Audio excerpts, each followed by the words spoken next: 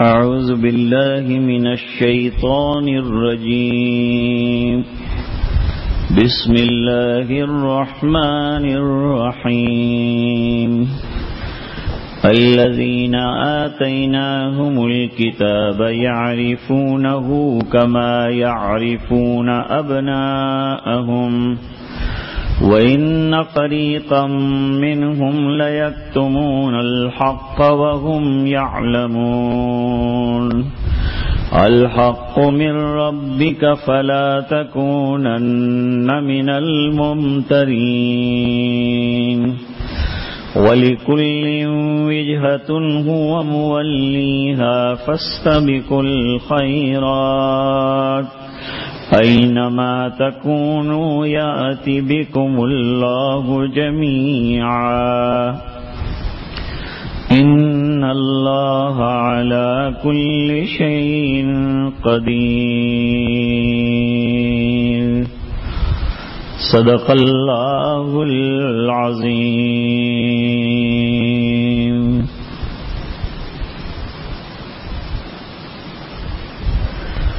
دوسرا پارہ سورہ بقرہ کا شروع ہو گیا اور شروع پارے ہی میں ایک اہم واقعہ ذکر کیا. وہ یہ ہے کہ آپ صلی اللہ علیہ وسلم نے مدینہ منورہ پہنچنے کے بعد اللہ کے حکم سے اپنا قبلہ بیت المقدس کو بنا لیا اور اس کا راز یہ تھا کہ مدینے کے اطراف میں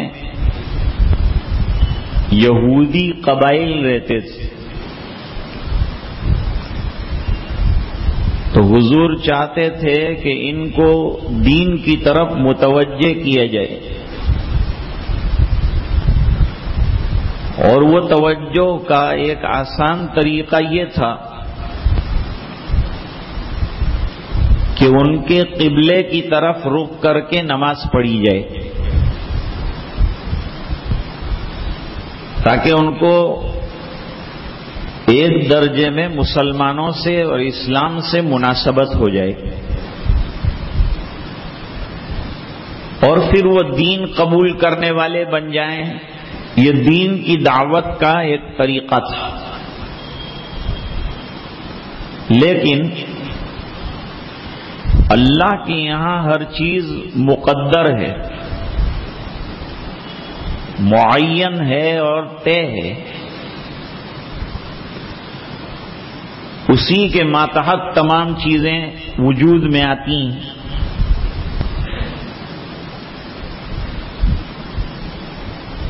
تو حکمت الہی یہ رہی کہ 17 مہینے کے بعد یہود کا مزاج بدلا نہیں، بلکہ انہوں نے الٹا آرگیومنٹ کیا کہ مسلمانوں کے پاس اپنا قبلہ بھی نہیں ہے، ہمارا قبلہ ان کو اختیار کرنا پڑا. حالانکہ مقصد تو کچھ اور تھا، لیکن انہوں نے یہ الٹا پروپیگنڈا کر دیا. ایک بات تو یہ ہوئی. دوسری بات انہوں نے یہ کہی کہ اپنے دین کی دعوت دیتے ہیں اور ہمارے قبلے کی طرف نماز پڑھتے ہیں، تو بجائے اس کے کہ اس حکمت سے ان کو فائدہ پہنچے، الٹا اثر ان پر پڑا، کیونکہ وہ مزاج کے الٹے تھے، اس لیے الٹی باتیں سوچنے لگے. اللہ تعالی بے نیاز ہیں، وہ کسی کے محتاج نہیں ہے، اس کا دین بھی کسی کا محتاج نہیں ہے. اللہ نے فرمایا اب ان کی مخالفت شروع کر دو. بیت اللہ کو قبلہ بنا دیا. یہ قبلہ اول ہے. کیوں بنایا؟ اس بنا پر کہ آپ صلی اللہ علیہ وسلم کی عرصے سے تمنا تھی کہ میرے جد امجد حضرت ابراہیم علیہ الصلوۃ والسلام والا قبلہ مجھے دے دیا جائے، میں اس کی طرف رخ کر کے نماز پڑھوں. یہ تمنا تھی. اللہ تعالی نے اس تمنا کو پورا فرما دیا اور حکم آ گیا کہ بیت اللہ کی طرف رخ کر کے نماز پڑھو. نماز کے اندر صفیں مڑ گئی. حضور اس طرف کھڑے تھے تو وہاں سے چل کر آگے آ گئے. پہلی صف آخری، آخری صف پہلی بن گئی. یہ ظہر کی نماز میں واقعہ پیش آیا تھا کسی قبیلے میں. پھر عصر کے وقت سے مکمل نماز مدینہ منورہ میں بیت اللہ کی طرف رخ کر کے پڑھی گئی. یہ سلسلہ جاری رہا. اب یہودیوں نے بہت سر اٹھایا، جیسا کہ آج اٹھایا ہے. بہت شور مچایا انہوں نے، اعتراض پہ اعتراض کیے. یہ کیسا دین ہے؟ صبح یہ قبلہ، شام کو وہ قبلہ. کیا بھروسہ ہے ایسے دین کا؟ اس میں کچھ کچے لوگوں کا امتحان بھی ہو گیا. کون کچا ہے کون پکا ہے؟ جو کچے تھے وہ اعتراضات کی بہاؤ میں بہہ گئے اور جو پکے تھے وہ جمے رہے، جیسے حضرات صحابہ جمے رہے. انہوں نے کہا دن میں 10 قبلے حضور بدلوائیں گے تو ہم تیار ہیں. ہمارا کام ہے اللہ کے حکم کو پورا کرنا، وہ بیت اللہ کی طرف ہو کہ بیت المقدس کی طرف. ہم یہ کام کریں گے. اور یہ سلسلہ جاری رہا. یہود کی کتاب ہے تورات، جو حضرت موسیٰ علیہ السلام پر اتری ہے. اس کتاب میں حضور صلی اللہ علیہ وسلم کے تشریف لانے کی، اور جب وہ آ جائیں تو یہودیوں کو تنبیہ کی گئی تھی کہ وہ آپ صلی اللہ علیہ وسلم پر ایمان لائیں اور آپ کا ساتھ دیں. اور یہود ہمیشہ مدینے کے دونوں خاندانوں کو کہتے بھی تھے کہ ایک نبی آنے والے ہیں آخر الزمان، ہم ان کے ساتھ مل کر تمہارے ساتھ لڑیں گے اور مدینے پہ چھا جائیں گے. لیکن جب بنو اسماعیل کے اندر حضور کی ولادت ہوئی، بنو اسحاق میں نہیں ہوئی، تو یہود چڑ گئے. انہوں نے چڑ کر کہا کہ ابھی تک تو نبی بنو اسحاق میں آتے تھے، بنو اسماعیل میں کیوں نبی آیا؟ اللہ تعالیٰ نے اس کا جواب دیا. جواب یہ دیا کہ یہ اللہ کی مرضی کی بات، وہ جس کو چاہیں نبی بنائیں، جس خاندان میں سے چاہیں بنائیں، وہ تمہاری سوچ کا محتاج نہیں ہے، وہ بے نیاز ہے. تو حضور کی تمنا کو پورا کیا گیا، قبلہ اول کی طرف رخ کر دیا گیا۔ اور یہ بات بھی تورات میں لکھی ہوئی تھی کہ وہ آخر الزماں جو نبی ہوں گے ان کا قبلہ بدلے گا، بیت المقدس سے بیت اللہ کی طرف ہو جائے گا۔ یہ بات بھی اس میں لکھی ہوئی تھی، لیکن یہود نے ان باتوں کو عوام سے چھپا دیا تھا۔ وہ عام لوگوں کو یہ بات نہیں بتاتے تھے، بلکہ ورغلاتے تھے دین کے خلاف، لوگوں کو دین قبول کرنے سے روکتے تھے اور خود بھی رکتے تھے۔ خود روکنا ایک چیز ہے اور دوسروں کو روکنا یہ اور بری بات ہے۔ جبکہ مومن کا کام اللہ تعالیٰ نے قرآن کریم میں یہ بیان کیا، المومنون بعضهم اولیاء بعض، ایمان والے آپس میں ایک دوسرے کے دوست ہیں۔ ایک جگہ فرمایا انما المومنون اخوہ،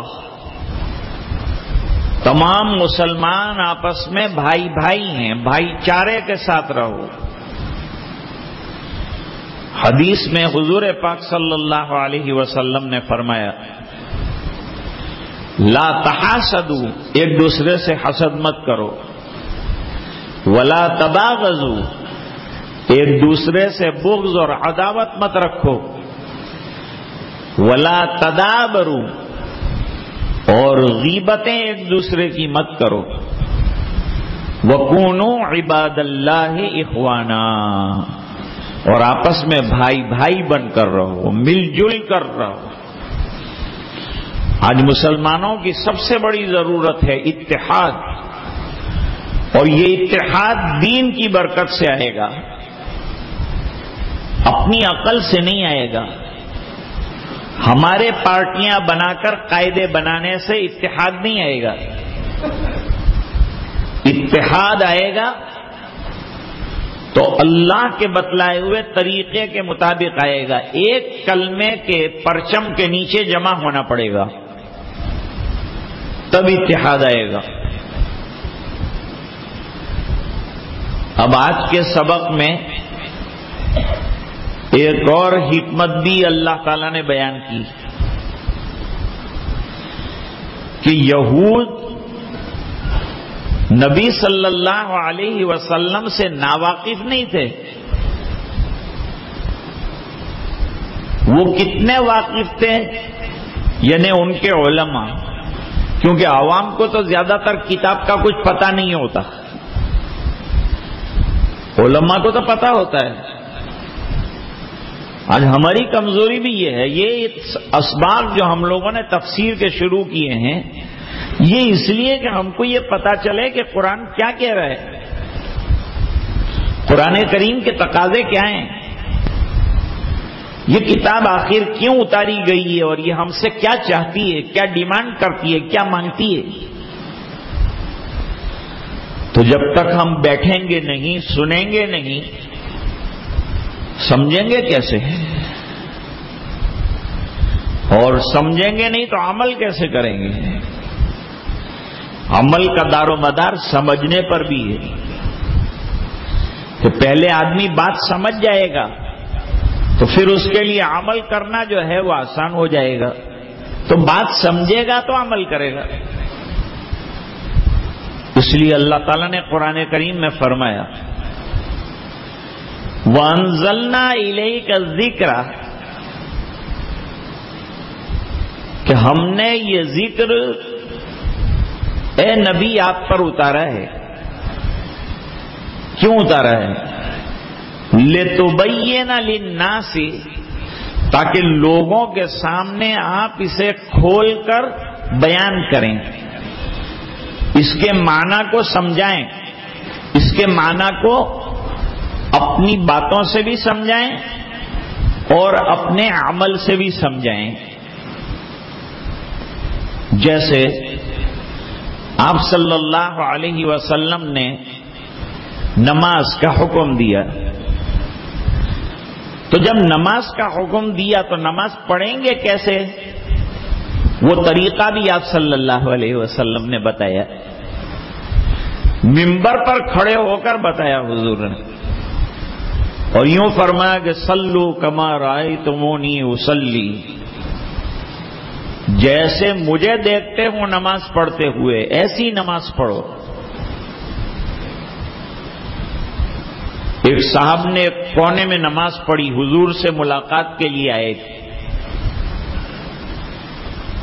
نماز پڑھنے کے بعد حضور کے سامنے آ کے سلام کیا، جواب دیا حضور نے، اور آپ نے ان کی نماز کو دیکھا تھا۔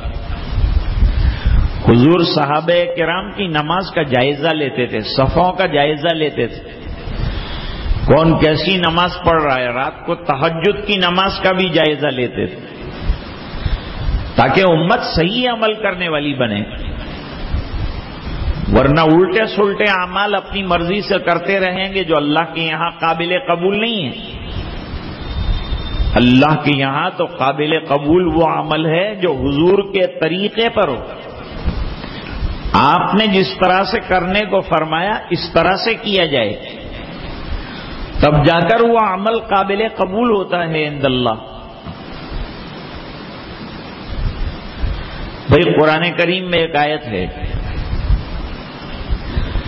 فَإِذَا قَرَأْتَ الْقُرْآنَ فَاسْتَعِذْ بِاللَّهِ مِنَ الشَّيْطَانِ الرَّجِيمِ۔ فَإِذَا قَرَأْتَ، جب تو قرآن پڑھ لے تو اعوذ پڑھ۔ تو ایک جماعت اس طرف گئی کہ قرآن کی تلاوت پوری کرنے کے بعد اعوذ پڑھنا ہے، ایک طبقہ وہ ہے۔ دوسرے طبقے نے کہا کہ یہ قراءتا کا معنی یہ ہے کہ جب تو قراءت قرآن شروع کرے تو اعوذ سے شروع کر، پہلے اعوذ باللہ من الشیطان الرجیم پڑھ اور پھر جو ہے قرآن کی تلاوت شروع کر۔ تو دیکھیے معنی سمجھنا پڑتا ہے، کون سمجھائے گا؟ جنہوں نے یوں کہا کہ تلاوت شروع کرنے کے وقت اعوذ پڑھنا ہے، انہوں نے کہا کہ حضور کا یہ طریقہ تھا کہ تلاوت سے پہلے اعوذ پڑھتے تھے، اس لیے اعوذ باللہ من الشیطان الرجیم کو استعاذہ رسول کہتے ہیں کہ حضور نے اس طرح سے استعاذہ فرمایا ہے۔ اب ایک مثال دوں آپ کو، ایک تو ہے بیٹے کا باپ کو جاننا۔ اب بیٹا باپ کے بہت عرصے کے بعد آیا، باپ کی عمر 30 سال کی ہوئی جب بیٹا دنیا میں آیا، تو بیٹے پر باپ کی 30 سال کی لائف پوشیدہ ہے۔ اس کو نہیں معلوم کہ میرے ابا جان کیسے بڑے ہوئے، کیا ہوا کیا نہیں ہوا، زندگی کے کون کون سے مرحلے سے گزرے، یہ نہیں پتا ہے اس سے۔ ہاں، پیدا ہونے کے بعد 15 سال کی عمر ہوئی، تب جا کر کچھ شعور آیا، ہوش آیا کہ ابا کیا کرتے ہیں، ان کا کیا عمل ہے۔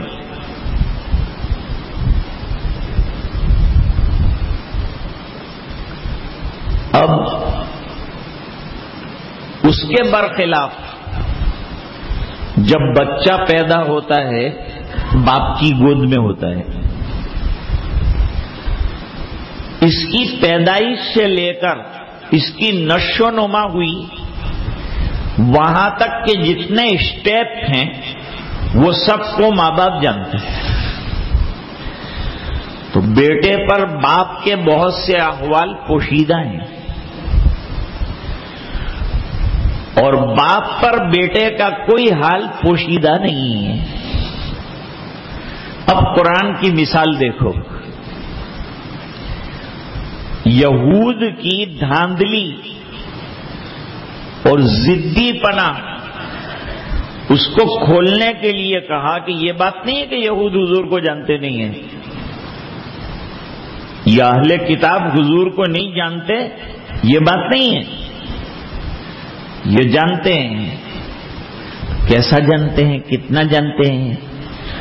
تو یوں کہا کہ یہ اتنا جانتے ہیں جیسے کہ ماں باپ اپنی اولاد کے اترے پترے جانتے ہیں، ان کی ہر چیز سے واقف ہیں، کب اس کو کون سے اسٹیج پر کیا تکلیف رہی باپ ماں دونوں واقف ہیں۔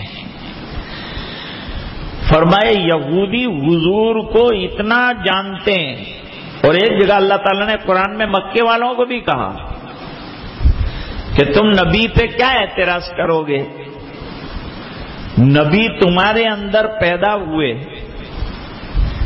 پیدا ہونے کے بعد زندگی تمہارے اندر گزاری، تم نے ان کو صدیق کہا، تم نے ان کو امین کہا، اور قرآن کریم میں اللہ نے فرمایا کہ ان سے کہو کہ لقد لبثت فیکم عمرا من قبلی، زندگی کا ایک بہت بڑا حصہ کھلی ہوئی کتاب کی طرح میرا تمہارے سامنے ہے، نہ کبھی جھوٹ بولا ہے، نہ کبھی دھوکہ دیا ہے، نہ کبھی وعدہ خلافی کی ہے، نہ کبھی نظروں سے کسی غیر محرم کو دیکھا ہے، کتنی پاکیزہ زندگی حضور نے گزاری ہے یہ تمہارے سامنے ہے، اس سے بڑھ کر کیا دلیل چاہیے تم کو میری سچائی کی اور میری نبوت۔ لیکن یہود ضد پر تھے اور آپ صلی اللہ علیہ وسلم کی بہت سی باتیں جو ہے اس کو چھپا دیتے تھے، اس کو لوگوں پر ظاہر نہیں ہونے دیتے تھے۔ علماء کیوں؟ اگر علماء ظاہر کر دیں گے تو عوام کا رجحان حضور کی طرف ہو جائے گا، پھر ہماری طرف کون آئے گا؟ پھر یہ جو ہمارے ساتھ اعزاز اور اکرام کا جو معاملہ کیا جاتا ہے وہ کون کرے گا؟ تو خود کی کرسی چلی نہ جائے۔ آج مفاد پرستی کا زمانہ ہے، اس زمانے میں بھی مفاد پرستی بہت مقدم رکھی لوگوں نے۔ اخلاص چاہیے دین کے اندر، مفاد پرستی نہیں ہونی چاہیے۔ اپنے سب مفاد کو بالائے طاق رکھ کر آدمی اللہ کے لیے کام کرنے والا بن جائے، اللہ کی رضا کے لیے کام کرنے والا بن جائے۔ میں جو کام کروں گا اللہ کی رضا کے لیے کروں۔ حدیث شریف میں واقعہ ہے کہ ایک صحابی صہیب رومی رضی اللہ عنہ وہ مدینے جانے کے لیے نکلے، کیونکہ حضور نے ہجرت کر لی تھی۔ انہوں نے کہا جہاں نبی ہے وہاں جانا چاہیے، علم تو وہاں ہوگا، جہاں شمع ہوگی روشنی وہاں ہوگی، اور ہم کو روشنی پراپت کرنا ہے، اندھکار میں سے نکلنا ہے، تو ہم کو جہاں اجالا ہے وہاں جانا پڑے گا۔ جیسے پیاسے کو پانی کے پاس جانا پڑتا ہے، اس طرح سے ہم کو وہاں جانا پڑے گا۔ صہیب رومی رضی اللہ تعالیٰ عنہ نے اپنا سامان جمع کیا، اور اس زمانے میں کوئی ہماری جیسی 5 اسٹار گاڑیاں اور بہترین گاڑیاں نہیں تھی۔ آج اخبار نے لکھا ہے بینٹلی کار 6 کروڑ کے اندر راستے کے اوپر آتی ہے۔ عیاشی اور عیش و عشرت کی انتہا ہے، لوگوں کے جیبوں سے نکالتے ہیں پیسہ، ادھر بڑھتے ہیں اور عیش و عشرت کر رہے ہیں۔ میرے سرکار تو گدھے پر بیٹھ کر سفر کرتے تھے، حضور گھوڑے پر بیٹھ کر سفر کرتے تھے، خچر پر بیٹھے ہیں آپ صلی اللہ علیہ وسلم۔ حضور کی سیرت ہے، حضور کی زندگی ایسی زندگی کہ جسے رہنما بنایا جائے اور اس کے مطابق اپنی زندگی کو گزارا جائے تو انسان دنیا اور آخرت دونوں میں کامیاب ہو جائے۔ جو ایسی عیاشیاں کرتے ہیں ہمیشہ پریشان رہتے ہیں، حیران رہتے ہیں 6 کروڑ کے ذریعے سے کتنا کام ہو سکتا ہے، کتنے غریب پل سکتے ہیں، کتنے پریشان حالوں کی پریشانیاں دور ہو سکتی ہیں، کتنے لوگوں کی شادیاں طے ہو سکتی ہیں، کتنی بچیاں ٹھکانے لگائی جا سکتی ہیں۔ لیکن انسان مفاد پرست ہے، مطلب پرست ہے، اپنے مطلب کے لیے سب کام کرتا ہے۔ صحابہ کو حضور نے سکھایا تھا اللہ کے لیے کام کرنا ہے، تمہیں جان دینا ہے اللہ کے لیے دینا ہے، مال دینا ہے اللہ کے لیے دینا ہے، وقت دینا ہے اللہ کے لیے دینا ہے، یہ سکھایا تھا سبق۔ صہیب رومی رضی اللہ عنہ نے سامان اونٹ کے اوپر لاد دیا، مکے سے باہر نکلے، مشرکین کو پتا چلا وہ دینار اور درہم کے بیٹے تھے، ان کو پیسوں سے مطلب تھا، ان کو دولت انہوں نے مقصد بنایا تھا، جیسے آج کا انسان اپنے آپ کو پیسے ڈھالنے کی مشین سمجھتا ہے، کون سے منٹ میں کہاں سے میں پیسہ نکالوں، اور ایمان والا ہر پل میں کون سا عمل کروں کہ جنت میں داخل ہو جاؤں۔ حدیث شریف میں مضمون آتا ہے، وفد عبد القیس یہ حضور صلی اللہ علیہ وسلم کی خدمت میں آیا اور آ کر کہا کہ حضور ہم بہت دور سے آئے ہیں اور ہمارے بیچ میں ایک قبیلہ مضر پڑتا ہے، وہ ہم کو آنے نہیں دیتا، لیکن 4 مہینے جو ہیں ایسے ہیں کہ جن کے اندر ہم لوگ ایک دوسرے پہ حملہ نہیں کرتے، امن و امان کے 4 مہینے ہیں، اس میں ہم آپ کے پاس آئے ہیں۔ حضور نے پوچھا کیوں آئے ہیں؟ فرمایا کہ ہم اس لیے آئے ہیں کہ آپ ایسی تعلیم دیں کہ ندخل بہ الجنہ، تاکہ ہم جنت میں داخل ہو جائیں، ہم کو وہ تعلیم دیجئے جو ہمیں جنت میں پہنچائے، اور اللہ کو راضی کیے بغیر کیا کوئی جنت میں پہنچ سکتا ہے؟ تو اتنا نہیں کہا، آپ کے یہاں رہے چوٹی کی جماعت آئی ہوئی ہے، دوسری بات بھی بتائی، وَنَدْعُو إِلَيْهِ مَنْ وَرَانَا، حضور ہم سیکھیں گے اور جا کر دوسروں کو سکھائیں گے، دوسروں کو دین کی دعوت دیں گے، دوسروں کو دین کی باتیں سکھائیں گے، اس طرح سے دین پھیلے گا، اس طرح سے بات آگے چلے گی۔ اور 2 مقصد لے کر آئے تھے، ہم دین سیکھ لیں، پھر جن کو دین نہیں آتا ان کو یہ خیر اور خوبی کی باتیں بتائیں تاکہ وہ بھی جنت والے راستے پر چلے جائیں، وہ بھی کامیاب ہو جائیں۔ مکے والے جمع ہو گئے، اونٹ پر حضرت صہیب سوار ہو گئے، بھئی کیوں گھیرا ہے مجھے؟ کہ یہ جتنا سامان تم نے، کیا سامان، ایک اونٹ پر کتنا سامان آتا ہے، لیکن وہ اتنے دولتوں اور مال کے لالچی ہیں کہ انہوں نے کہا کہ جتنا مال تم نے یہ اوپر لادا ہے نا، یہ سب ہمارے پاس سے کمایا ہے۔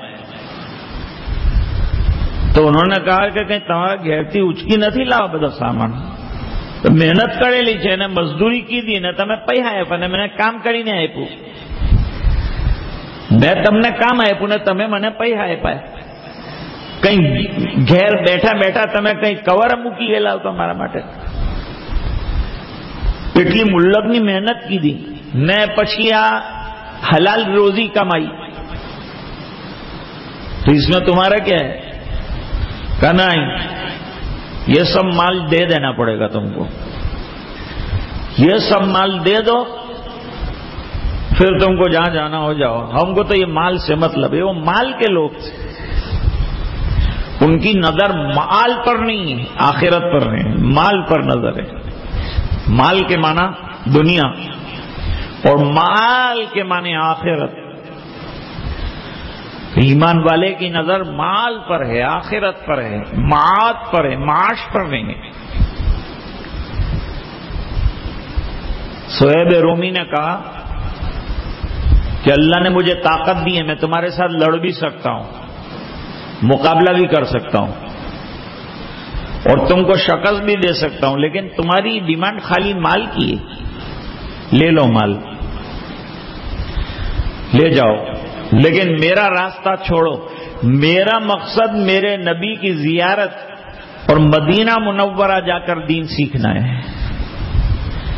سب لوٹ لیا سامان اور بے یار و مددگار اونٹ کے اوپر سوار ہو کر حضور کی خدمت میں پہنچے۔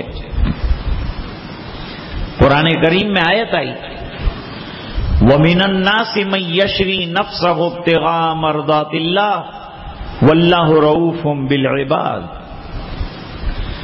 لوگوں میں سے بعض ایسے ہیں کہ جو اللہ کی رضا کے لیے سودے کرتے ہیں، اپنا سب مال دے دیا اللہ کی رضا کے لیے۔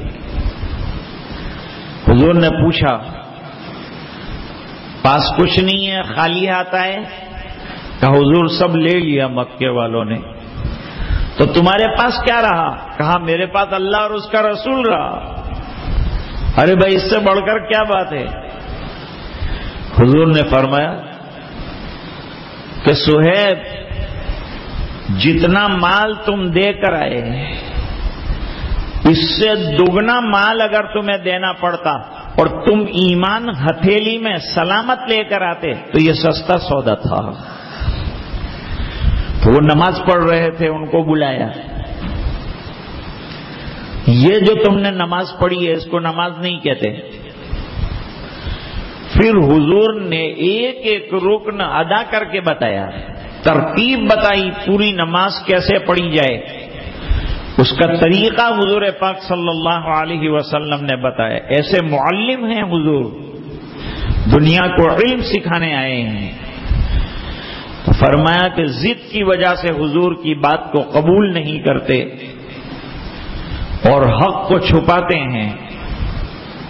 الحق من ربک، آفتاب چھپنے کی چیز نہیں ہے، چراغ کی روشنی چھپنے کی چیز نہیں ہے۔ مولانا علی میاں صاحب رحمت اللہ علیہ نے لکھا کہ آفتاب کی روشنی کو چادروں سے بند نہیں کر سکتے ہیں، یہ تو ہر جگہ پہنچ جائے گی۔ تو آفتاب نبوت کی روشنی بھی پہنچنے والی ہے، اللہ کسی طرح سے بھی پہنچائیں گے۔ آج الحمدللہ پورے دنیا کے اندر دین کا چرچا ہے۔ جو لوگ نہیں چاہتے تھے وہ بھی نماز پڑھنے لگے۔ کورونا وائرس آیا تو چین والوں نے مسجدیں کھول ڈالی، آؤ بھائی نماز پڑھو، کسی طرح اس بیماری کو دور کرو، نمازوں پر لگ گئے۔ روس کے اندر زلزلہ آیا، جہاں خدا کا نام لینا گناہ تھا، اس روس کے اندر اعلان ہوا کہ سب مسجدیں کھلی ہیں، لوگ نمازیں پڑھے، اللہ کی عبادت کریں۔ تو اللہ اپنے دین کو چلاتا ہے، ہمارے چلنے سے اس کا کوئی تعلق نہیں ہے۔ دین کے چلانے والے اللہ ہیں، دین کے بچانے والے اللہ ہیں، ہر کچے پکے گھر میں دین کے پہنچانے والے اللہ ہیں۔ الحق من ربک، یہ حق تو اللہ کی طرف سے چلتا ہے، اور اللہ جب پھیلانے پر آئیں گے اس کو کوئی روک نہیں سکتا۔ فلا تکونن من الممترین، لہذا یہ قبلہ تمہارا چینج کیا ہے، شک و شبہ میں مت رہنا، پوری آب و تاب کے ساتھ حضور کا ساتھ دینا، تو باطل ختم ہو جائے گا، دب جائے گا، مٹ جائے گا، اور حق جو ہے وہ ابھر کر آئے گا۔ ایک بات یاد رکھنی چاہیے کہ حق جو ہے وہ دبتا ہے حالات میں۔ مکی زندگی میں حق دبا رہا، لیکن مدنی زندگی کے اندر اللہ تعالیٰ نے حق کو چمکایا، اور پورے عالم کے اندر آج الحمدللہ حق کا ڈنکا بج رہا ہے۔ حالانکہ رات دن دین کے خلاف پروپیگنڈا ہو رہا ہے، دین کے خلاف مشنریاں کام کر رہی ہیں، بڑی بڑی اکیڈمیاں کام کر رہی ہیں، لیکن یہ دین کا چراغ ہے کہ جلتا چلا جا رہا ہے، جلتا چلا جا رہا ہے۔ حدیث شریف میں فرمایا قیامت تک ایک جماعت رہے گی حق والی، جس کو کوئی رسوا نہیں کر سکے گا، اور وہ لعنت ملامت کی پرواہ کیے بغیر دین کا کام کرتے رہیں گے یہاں تک کہ قیامت طاری ہو جائے۔ وہاں تک وہ دین کا کام کرنے والے اللہ کا کلمہ بلند کرتے رہیں گے۔ اللہ فرماتے الحق من ربک، حق کا ڈنکا بجانا یہ اللہ کے اختیار میں ہے۔ ولا تکونن من الممترین، لہذا اسلام کے بارے میں، دین کے بارے میں اعتراض کرنے والوں کے شک اور شبہ کی جنجال میں نہ پھنسیں، اور پوری طرح سے دین کے اوپر پامردی کے ساتھ عمل پیرا ہوں۔ تھوڑی دیر کے لیے انشاءاللہ ذکر کریں گے اور اس کے بعد دعا کریں گے۔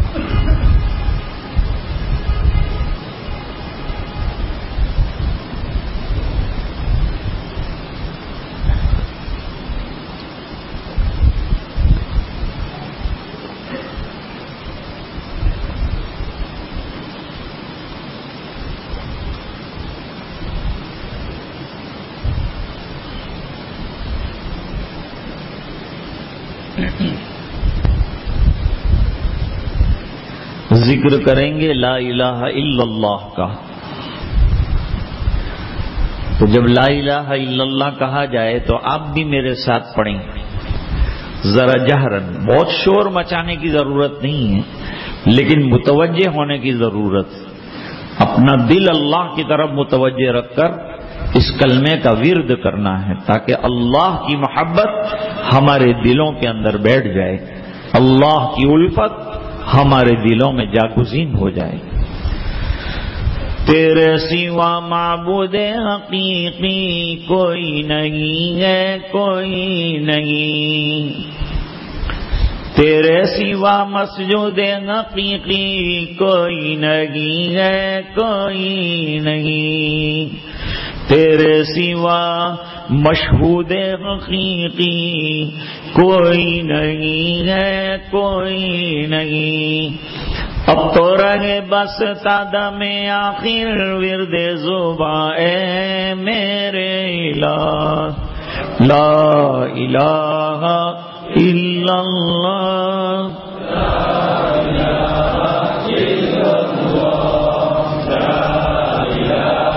الا اللہ، لا الہ الا اللہ، لا الہ الا اللہ، لا الہ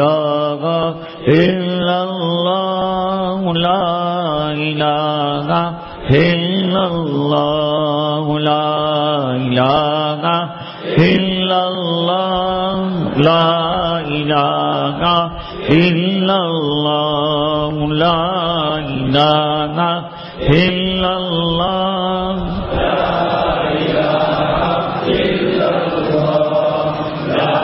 الہ الا اللہ،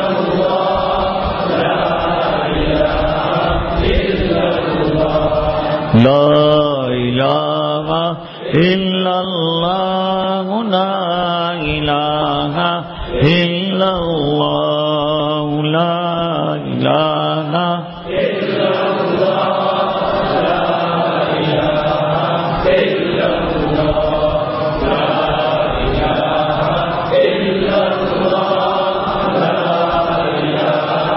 الا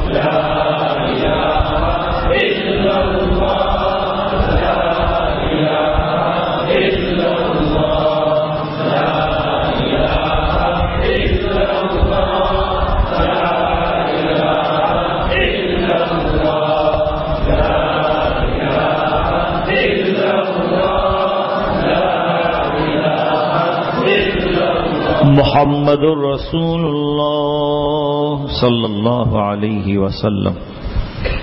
اللهم صل على سيدنا محمد وبارك وسلم. رب اغفر وارحم وانت خير الراحمين. آتنا في الدنيا حسنة وفي الآخرة حسنة وقنا عذاب النار وادخلنا الجنة مع الأبرار يا عزيز يا غفار. اللهم نور قلوبنا بنور القرآن وزين أخلاقنا بنور القرآن وادخلنا الجنة بالقرآن ونجنا من النار بالقرآن. اے اللہ ہمارے گناہوں کو معاف فرما، کوتاہیوں سے درگزر فرما، اپنا فضل اور کرم شامل حال فرما. اے اللہ ہماری یہ قرآن کریم کی تذکیر کی مجلس کو قبول فرما. جو کچھ سن رہے ہیں اللہ ہمیں قرآن کریم کا فہم عطا فرما، اس پر عمل کرنا نصیب فرما، اس کی تلاوت کا ذوق ہمیں عطا فرما. اے اللہ نمازوں کا پابند بنا دے، تلاوت کا شیدائی بنا دے، اپنی رضا کا ہمیں پروانہ عطا فرما دے. اے اللہ تو ہم سے راضی اور خوش ہو جا اور ہمیں اپنے مقبول بندوں میں سے بنا دے. نبی کریم صلی اللہ علیہ وسلم کی اتباع زندگی کے ہر شعبے میں نصیب فرما. اے اللہ گناہوں سے نفرت دے اور اے اللہ نیکیوں کا ذوق عطا فرما. تیری محبت، تیرا عشق، تیرا ذوق، تیرا شوق عطا فرما. اے الہ العالمین تیری یادوں والی زندگی عطا فرما، غفلت والی زندگی سے حفاظت فرما. اے اللہ پوری مجلس کی مغفرت فرما، امت کے ایک ایک فرد کی مغفرت فرما اور دعائیں اپنے فضل و کرم حبیب پاک صلی اللہ علیہ وسلم کی برکت سے قبول فرما برحمتک یا ارحم الراحمین.